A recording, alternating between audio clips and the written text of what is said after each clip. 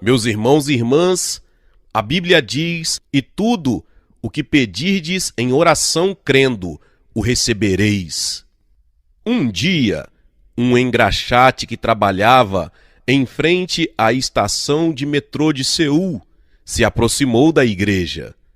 Supostamente, ouvira o rumor de que em nossa igreja poderia receber a cura para suas pernas. Apesar das chacotas por parte de um motorista de ônibus, não abandonou sua fé de que algum dia pudesse chegar a andar. Era um dia outonal de outubro.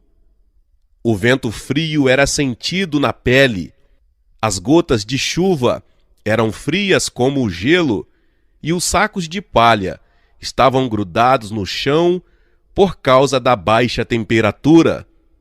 Mas apesar de tudo, as pessoas enchiam a tenda para adorar ao Senhor. Em meio à multidão, havia um jovenzinho que parecia ser coxo. Eram dias muito frios, mas cada vez que eu subia ao púlpito para pregar, transpirava por todo o corpo, pois pregava com grande fervor a palavra de esperança. Deus é nosso bom Pai, mesmo que as circunstâncias digam o contrário. Se crermos e nos firmarmos sobre a rocha da fé, a bênção de Deus chegará à nossa vida e transformará nosso espírito, nossa alma e nosso corpo, e nos dará uma nova forma de viver. Tenha esperança em Cristo. O enfermo tenha esperança em sua cura. O pobre guarde a esperança na riqueza. Imediatamente, depois de atingir o apogeu da reunião, o jovem engraxate se aproximou de onde eu estava para pedir oração. Pastor, quero andar, disse ele. Por favor, peço que me ajude. Realmente você crê que pode ser curado? Sim, pastor, eu creio. Se o Senhor orar por mim, Deus vai me curar. Quando vi a sinceridade de seu coração em seus olhos, comecei a orar por ele com toda a minha alma. Orei com a mesma paixão com que orava pela cura de minha enfermidade. Toda a congregação se uniu em intercessão. Não sei quanto tempo havia passado, mas depois da oração, quando tentei levantá-lo pela fé, o jovem não mostrou nenhuma reação. Continuei orando. No entanto, a perna do jovem não mostrava nenhuma possibilidade de milagre. A única coisa que eu podia fazer era me apegar mais a Deus. Deus, tenha misericórdia deste jovem. Se tu não o curares, não poderei continuar pastoreando esta igreja. Deus, tem misericórdia de mim. Orei com mais fervor do que nunca, e quanto mais orava, mais podia sentir a dor do rapaz. De repente, abri os olhos e gritei, tomando-o pelas mãos: em nome de Jesus, ordeno que endireite as pernas. Em nome de Jesus, coxo, ordeno que se levante agora. Levante-se. Num instante, ouviu-se um grande barulho de grito de júbilo que se fazia ecoar em todo o auditório. O jovem estava dando seus primeiros passos. Toda a congregação foi como que arrebatada por um turbilhão de louvor, adoração e ações de graças. Não podia crer naquilo, mas somente dar graças ao Senhor pelo milagre. Obrigado, Senhor. Usaste este teu servo. Toda a glória é tua. Desejo que o Senhor opere e use esta igreja de uma maneira sobrenatural. Nesse momento, o jovem coxo já não estava andando, mas sim saltando de grande alegria. Para ele, era como nascer de novo. Esse milagre marcou o começo de outra etapa na igreja. E por causa dos rumores que corriam de boca em boca, muitos enfermos começaram a vir, mesmo de regiões muito distantes. Pessoas com paralisia, artrose, tuberculose, gastroenterite, enfim, pessoas com todo tipo de doenças, vinham à nossa igreja e eram curadas pelo amor de Deus e o poder do Espírito Santo. Os bandidos também convertiam-se e tornavam-se membros da igreja. Entretanto, paralelamente, as finanças sempre estavam escassas. Daejodon era uma comunidade pobre, de pessoas enfermas e endividadas. O total de ofertas de um dia de domingo não superava 200 wons, o que não dava sequer para nos sustentar, muito menos para comprar combustível. A pressão da escassez era algo que estava fora de controle. Comíamos sopa de milho, um pouco de pepino conservado com sal, e no dia em que se ofereciam sopa de fava, era o melhor banquete que podia receber. Viver era comer, e comer, viver. A remuneração que eu recebia no seminário por trabalhar como intérprete era de 3.000 wons. Destes, 500 eram usados para o transporte, 300 como dízimo e o restante, 2.200, era mais uma quantia simbólica. Com esse pouco dinheiro, a pastora Choi comprava farinha de milho e um pouco de carvão. A irmã Sung Hai, a filha da pastora Choi, contribuía com 3.000 wons que ganhava com aulas de piano que ministrava. Não demorou o dia em que a pastora Choi teve de vender seu anel de casamento para continuar sustentando sua família. A irmã Sung Hai começou a tocar órgão, um Yamaha que fora doado por um soldado estadunidense em todas as reuniões, até mesmo nas reuniões de oração pela madrugada. Ela se levantava às 4:30 da manhã, depois ia à escola de arte de Seul e à noite dava aulas particulares de piano. A pastora Choi e eu sempre lhe demonstrávamos nossa gratidão e compaixão pelo sacrifício que fazia pela família e pela igreja. Todavia, se não fizéssemos dessa forma, não haveria maneira de sobrevivermos. Mesmo com minha debilidade física, eu tinha de tomar um ônibus repleto de gente, traduzir os ensinamentos dos professores estrangeiros todos os dias. E no momento em que abria a porta da minha casa, caía no chão como se fosse um espinafre seco. Ainda assim, dirigia os cultos às quartas-feiras e às sextas-feiras à noite e todas as madrugadas. Além disso, pregava e orava com toda a minha alma. Por causa disso, todas as vezes que terminava de ministrar, sentia que iria desmaiar.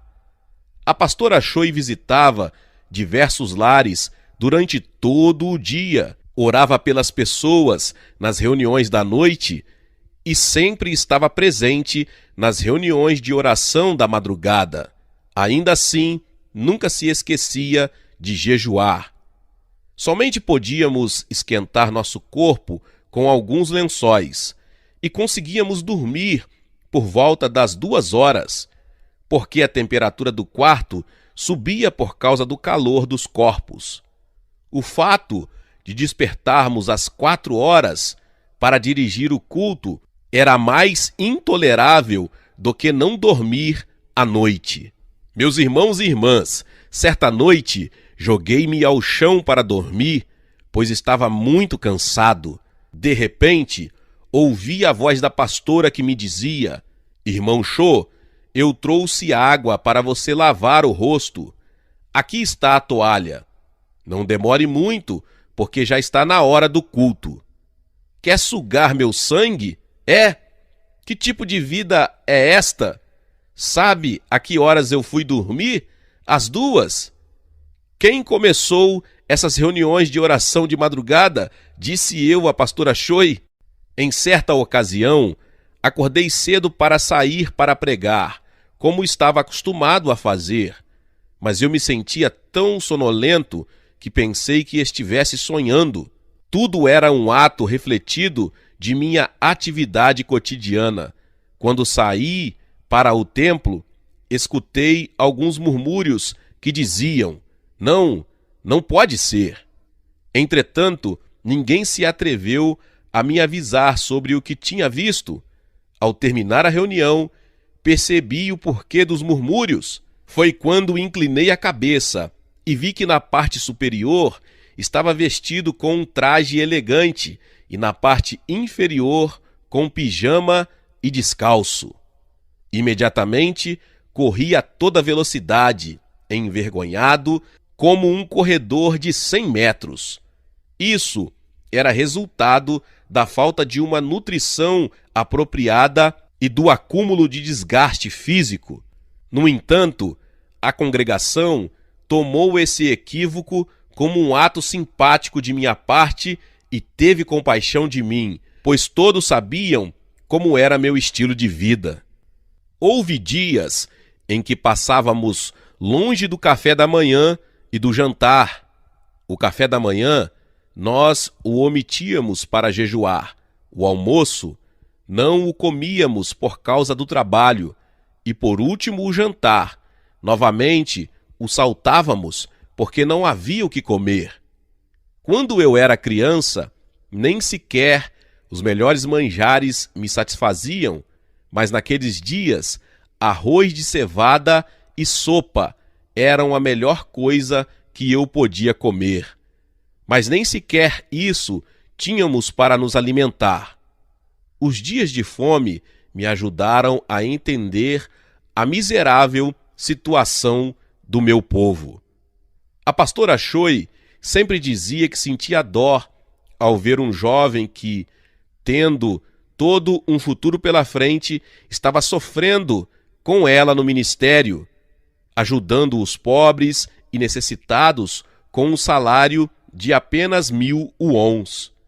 Dias mais tarde, ela confessou também que sempre sentiu um pouco de culpa por não haver me deixado ir para os Estados Unidos, seguir minha carreira no ramo da teologia e por me colocar no ministério. Certa vez, a pastora Choi conseguiu um pouco de cebolinha verde e camarões. O cardápio do dia era sopa com camarões. Só com o cheiro, sinto que a fome já foi embora. Irmão Cho, desculpe-me por não lhe poder oferecer carne. Quase esqueci de que havia sido a última vez em que comera sopa com camarões. O destino voltou a zombar de mim. Um verme que estivera submerso subiu à superfície e estava nadando. Quem mais ficou surpresa foi a cozinheira, ou seja, a pastora Choi. Não pode ser, Senhor. Olhei fixamente nos olhos dela e só pensei em dizer, em tom de humor: ouça, verme, quer que eu devore ou salve você? Mais tarde, me dei conta de que o recipiente que continha os camarões estava cheio de vermes na parte de baixo. Havia sido comprado da família de uns feiticeiros. No entanto, como eu estava ciente da boa intenção da pastora, tratei de responder com algum senso de humor. Ainda assim, a pastora, como se recordasse dos bons tempos do passado, não pôde se conter e saiu correndo para a cozinha. Um dia, enquanto eu estava no seminário, ouvi um rumor estranho que dizia que alguém tinha comprado o terreno que rodeava a nossa igreja em forma de círculo e que deveríamos abandonar o lugar. Eu não podia crer nisso e me dirigi imediatamente para a igreja. Mamãe, onde está? Preciso falar com a senhora. Calma, o que está acontecendo? Não ouviu nada? Dizem que alguém comprou todo o terreno ao nosso redor e que devemos abandoná-lo. O que está dizendo? Dizem que, porque os paralíticos e tuberculosos são curados, somos uma seita herética. Não compreendíamos nada. Se Jesus mesmo curava os doentes, ele também era um herege?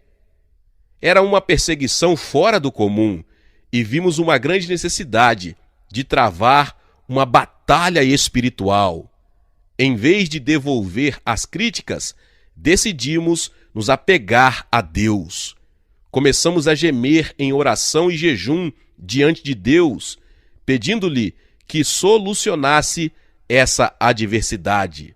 Um dia, uma senhora curada de problemas estomacais em nossa igreja perguntou à pastora Choi o motivo de suas lágrimas, ao que a pastora confessou tudo o que estávamos sofrendo.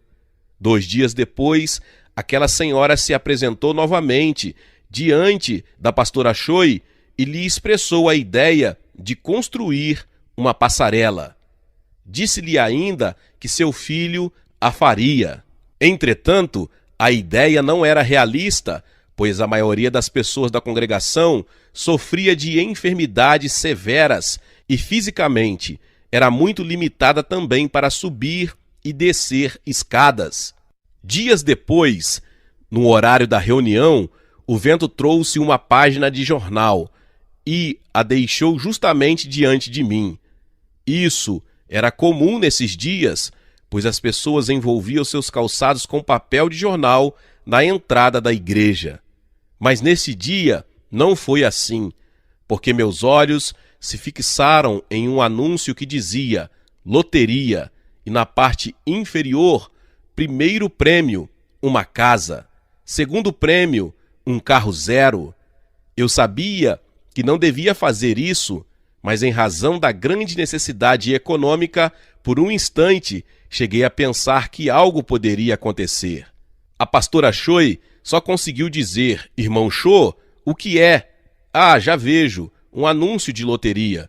Loteria? Se fizermos isso no espírito e não na carne, você acredita que pode até ser um canal de bênçãos de Deus? Vejamos, primeiro prêmio, uma casa, segundo prêmio, um carro 0 quilômetros.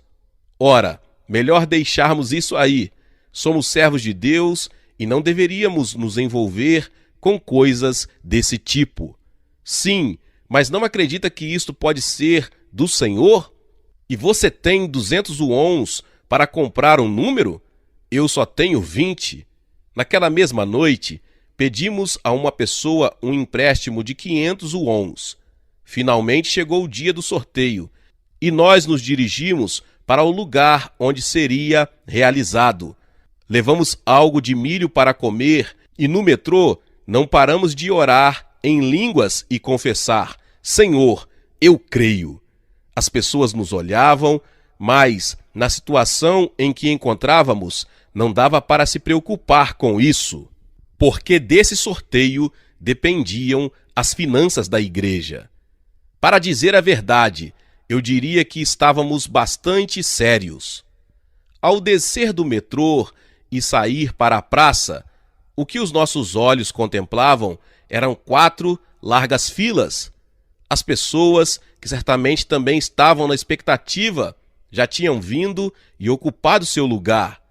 Não demoramos a unir-nos à fila e continuamos orando. Fazia tanto calor que cheguei a sentir vertigem. Finalmente, chegou nossa vez. A pastora enfiou a mão no caixote e começou a orar. Ao ver que demorava muito, as pessoas, quase que de forma desesperada, começaram a gritar. Com os olhos fechados, Choi pegou um número, tirou-o e o desdobrou. Nada. Ela se mostrou muito desiludida. Chegue para o lado, por favor. Não acha que deveria tirar pelo menos o 5º lugar? Assim, levaríamos um sabão de presente. Falei como que a envergonhado. Depois de respirar profundamente, gritei com todas as minhas forças: Senhor! E tirei um número. Não podia crer no que estava vendo. Nada. Veja, aconteceu o mesmo com você. Vamos embora. O que foi que eu disse? Eu falei que não deveríamos nos meter nessas coisas. Senti tanta vergonha que adiantei meus passos, mas percebi que ela também estava desiludida a tal ponto que chorava. Por que está chorando? Por acaso não sente vergonha? Não levei isso a sério. Deus nos ensinará um caminho melhor. Subimos no metrô, mas nos sentamos cada um em um canto, olhando pela janelinha. A desilusão era sentida no mais profundo de nosso coração. Nunca senti os ombros pesarem tanto e continuei orando, mas dessa vez com outro ingrediente, a queixa. Deus, não posso mais continuar. As finanças estão no fundo do poço e não temos sequer um centavo para aumentar a tenda. Vou renunciar ao ministério.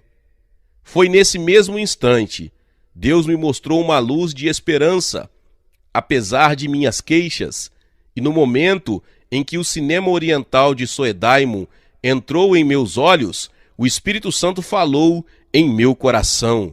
Filho, você consegue ver o cinema oriental? Sim, Senhor, eu o vejo perfeitamente. Quantos andares tem o prédio? 2 andares. Você crê que posso lhe dar um prédio maior do que esse? Amém, Senhor? Eu creio. A voz do Senhor levou minhas queixas e instantaneamente me arrependi de ter dito que desejava abandonar o ministério. Senti que Deus estava sorrindo. Eu me aproximei da pastora Choi e lhe disse o que o Espírito Santo me falara. Persuadi a pastora Choi a dizer amém, ao que ela não resistiu e disse amém. Depois daquele dia, não cessamos de orar por uma igreja maior que o cinema oriental de 2 andares. Foram dias de muito sofrimento e dor. Por que você acha que um simples anúncio de loteria me chamou tanta atenção? Simplesmente era um tempo em que orávamos todos os dias na casa do Senhor. Que palavra poderosa sobre sua vida! Eu me chamo Vinícius Siqueira e vou orar por você e por sua família. Se você quiser deixar seu pedido de oração nos comentários, estaremos orando por todos vocês. Vou orar por você, abençoando seu dia e sua semana em nome de Jesus. Mas antes vou fazer declarações da palavra de Deus sobre sua vida em nome de Jesus. A Bíblia diz em Números capítulo 6, os versículos 24 ao 26. O Senhor te abençoe e te guarde. O Senhor faça resplandecer o seu rosto sobre ti e te conceda graça. O Senhor volte para ti o seu rosto e te dê paz. Que o Senhor te abençoe com as bênçãos de Abraão, com as bênçãos de Deuteronômio 28 e com as bênçãos conquistadas por Jesus na cruz do Calvário, em nome de Jesus. Que a bênção de Deus Pai, Deus Filho e Deus Espírito Santo repouse sobre você e sua família hoje e sempre. Que o Senhor te guarde e te preserve dos perigos, doenças e ameaças e de todo o poder das trevas, no nome do Senhor Jesus.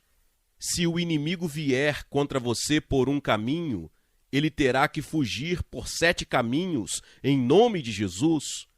Que o Senhor te favoreça onde quer que você esteja, que você seja bem-sucedido onde quer que você vá ou estiver, que em tudo o que você colocar suas mãos, abençoado será em nome de Jesus.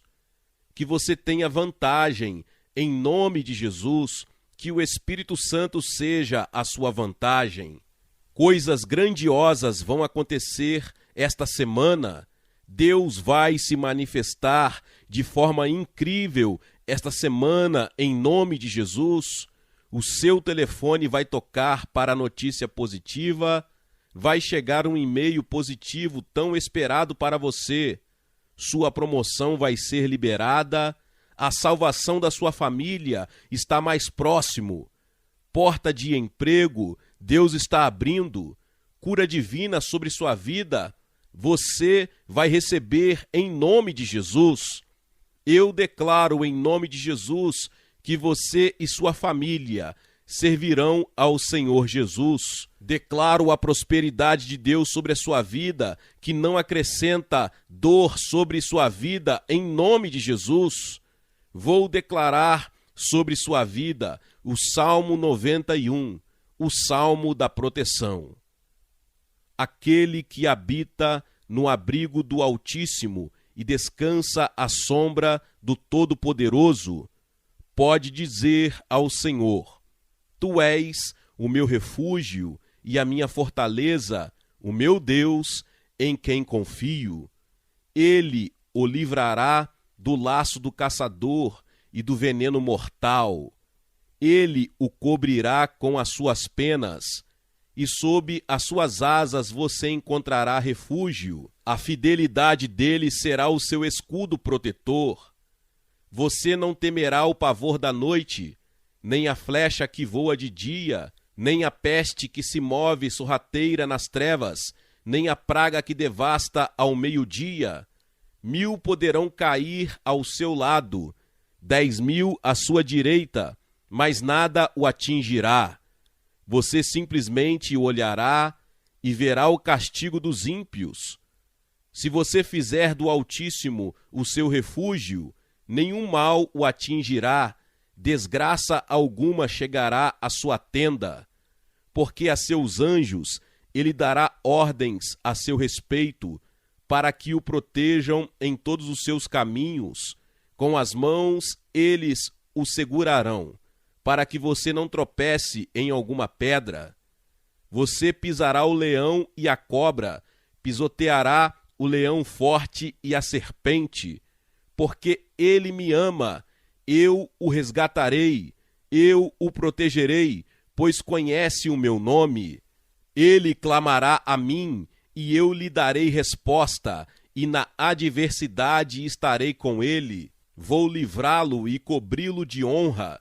Vida longa eu lhe darei, e lhe mostrarei a minha salvação. Senhor meu Deus e meu Pai, graças te dou, ó Senhor Jesus, porque o Senhor ouve a nossa oração e sempre atende. Senhor nosso Deus, sobre este homem, esta mulher, eu não sei, ó Pai, o que esse chefe de família está passando, esta mãe, esta esposa, este filho, este ancião, não sei a localidade em que esta oração está chegando sobre esta pessoa, mas o Senhor conhece o mais profundo do coração, o Senhor sonda, o Senhor sabe a necessidade de cada um dos teus filhos, ó Pai. Neste momento, eu quero orar abençoando a vida desta pessoa que ouve esta oração, que ele seja abençoado, que ela seja abençoada, que esta casa reflita a glória do Senhor, a paz de Cristo, as bênçãos de Deus sobre esta família. Em o nome de Jesus Cristo, ó Pai, continua abençoando os teus filhos, continua abençoando as tuas filhas, Senhor, em o nome de Jesus, para a glória do teu nome, que todo mal caia por terra, todo o espírito maligno que se levanta contra esta pessoa que ouve esta oração, que seja anulado, que sejam quebrados todos os planos do maligno contra esta pessoa, contra esta família, em nome de Jesus. Eu declaro a bênção do Senhor, em nome de Deus Pai, Deus Filho e Deus Espírito Santo, em nome de Jesus. Amém.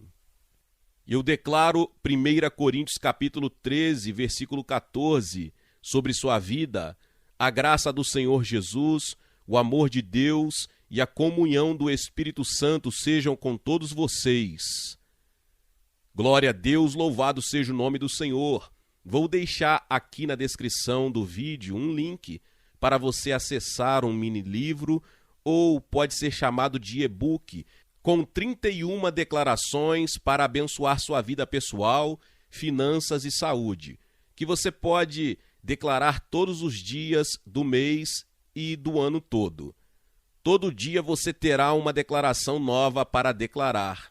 Meus irmãos e minhas irmãs, que Deus te abençoe poderosamente, em nome de Jesus. Amém. Seja membro do canal Vinícius Siqueira e obtenha benefícios que só os membros têm.